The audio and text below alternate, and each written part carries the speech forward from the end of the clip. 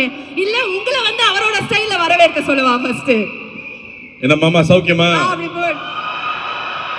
நன்றி, ரொம்ப நன்றி, ரொம்ப சந்தோஷம். எல்லாம் குடும்பத்தோட இருக்கீங்க, ஃப்ரெண்ட்ஸோட இருக்கீங்க.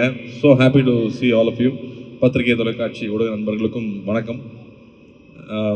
ஒவ்வொருத்தரும் பேசும்போது மேலகன் எவ்வளோ ஸ்பெஷல்னு சொல்லிட்டே இருந்தாங்க. 96 ஒரு படம் நம்ம எல்லாருமே ரொம்ப பாதிச்ச படம்.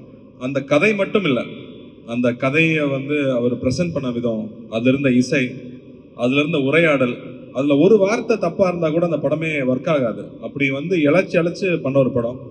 அந்த படம் பார்த்துட்டு நான் பிரேம் சார்கிட்ட கூப்பிட்டு நான் பேசியிருந்தேன். பியூட்டிஃபுல்லாக இருந்துச்சுங்க. ஒவ்வொரு ஷார்ட்டும் வந்து மென்ஷன் பண்ணி சொல்கிற மாதிரி நிறைய படங்களில் கிடைக்கிறதில்ல. பெரிய வெற்றி படங்களில் கூட அது அமையறதில்ல. பட் இந்த படத்தில் இன்றைக்கும் நம்ம மறக்க முடியாத ஒவ்வொரு காட்சி அவ்வளோ அழகாக இருக்கும். அவரோட கூப்பிட்டு பேசியிருந்தேன். அதுக்கப்புறம் ரொம்ப நாளுக்கு அப்புறமா வந்து நம்ம ஜேபிஎம் டைரக்டர் ஞானவேல் சொன்னார், எங்க உங்களுக்காக ஒரு கதை வச்சிருக்காரு, உங்கள்கிட்ட கொடுக்க மாட்டேங்கிறாரு, பயப்படுறாருன்னு மட்டும் சொன்னார்.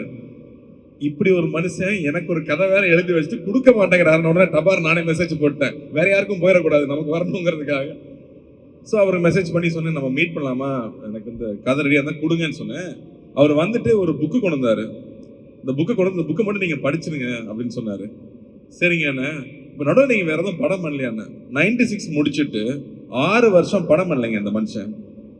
எப்படி இவங்க ஃப்ரெண்ட்ஸ் விட்டு வச்சாங்கன்னு தெரியல, இவர இல்லை ப்ரொடியூசர்ஸ் தான் எப்படி விட்டு வச்சாங்கன்னு தெரியல.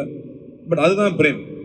ஒரு பணம் புகழ் பின்னாடி ஓடுற ஆள் இல்லை, அந்த ஆர்ட்டுக்காகவும் அந்த எழுத்துக்காகவும் மட்டுமே இருக்கிற ஒரு அபூர்வ சில மனிதர்கள் இருப்பாங்களே, அந்த மாதிரி பொருட்காட்சியில் வைக்கிற பீஸ் இவர்.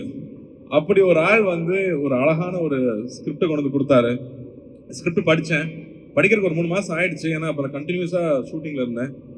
அந்த புக்கு படிக்கும் போதே ஒரு 6 இடத்துலையாவது கண்ணில் தண்ணி போயிட்டே இருக்கு. ஐயோ பேப்பர் நனைஞ்சிருச்சேன்னு சொல்லி நான் திருப்பிட்டு இருக்கேன்.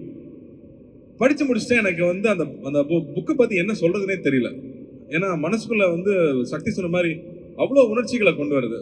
நான் தேங்க்ஃபுல்லி நாங்கள் வந்து ஃபர்ஸ்ட் ஜென்ரேஷன் தான். நான் அப்பா அம்மா வந்து கிராமத்துலேருந்து வந்தவங்க. நான் சென்னையில் படிச்சிருக்கேன். பட் என்னோட ஹாலிடேஸ் ஃபுல்லாக கிராமத்தில் தான் இருக்கும். இந்த படம் வந்து இந்த புக்கு படிக்கும்போது எனக்கு இருந்த உணர்வு என்னன்னா, இது தமிழ்நாடு, இது நம்மளுது இல்லை, இதுதான் நாம இல்லை அப்படிங்கிற ஒரு உணர்வு வந்துட்டே இருந்துச்சு. அது கரெக்டாக கோவிடுக்கு அப்புறம். அது இந்த படம் கூட இந்த புக்கு கூட கோவிட்ல எழுதின புக்குன்னு தான் நினைக்கிறேன்.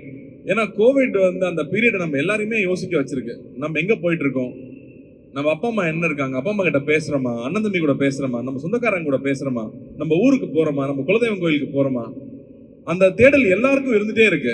நான் இப்போ வந்து சென்னையில ஒரு தீபாவளி பொங்கல்னா சென்னை காலி, இங்க யாருமே இருக்கிறது இல்லை.